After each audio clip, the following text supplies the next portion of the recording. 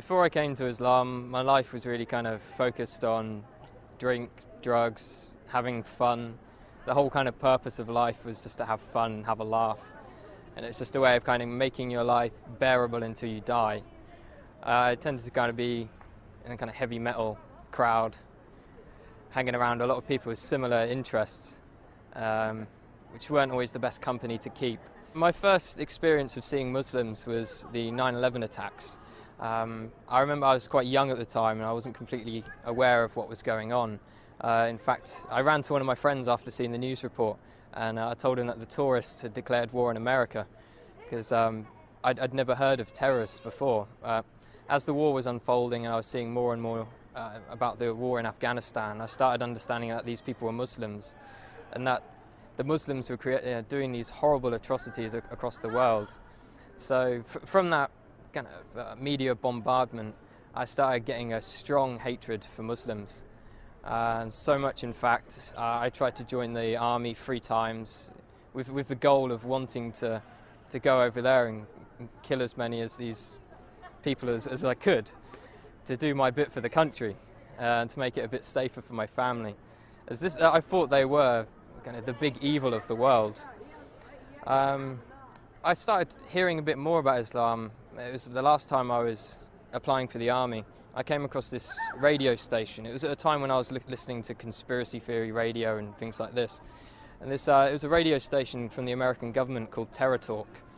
And it was talking about the life of the Prophet ﷺ. It just didn't sound right to me that people would follow him from all these evil things they were saying about him. So I started to question what Muslims believed at that time. I was on a spiritual search anyway. At the time I was looking into Norse mythology and paganism, and one of my friends turned to me and said, before you decide on this paganism thing, have a look around a bit more. So I came across kind of Muslims on the internet. I think one of the first people I saw on the internet was Baba Ali. And he broke the stereotype of Muslims for me. I was surprised that there was this guy who was funny and he was very laid back. He wasn't with a big beard shouting, kill the kafir and all this kind of stuff. And then I eventually picked up the Quran from my college.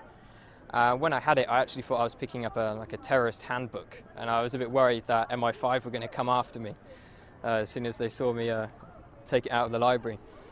But as soon as I started reading the book, it hit me immediately. And I couldn't stop reading it. It sank deep into my heart.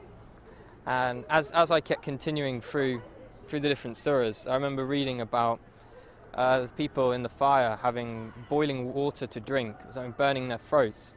And as I could read this and I was living this awful life, I could feel my throat burning and I could feel kind of how real this thing was and how I had to change.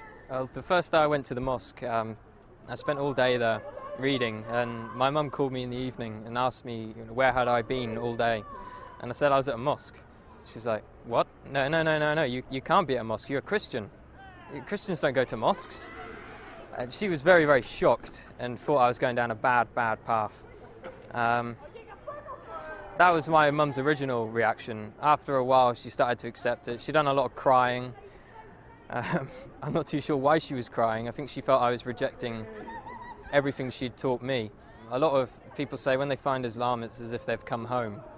And that's just the feeling I get. It's as if me in the past wasn't me at all. I was being controlled by something else. Only good things have happened since I've become Muslim. My life is sorted out and I've never had so much going on in my life at one time.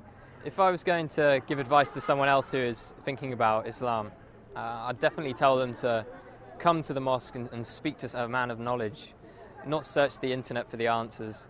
There are some good things on the internet, but when you don't know anything about Islam, you can't judge what is right and what is wrong.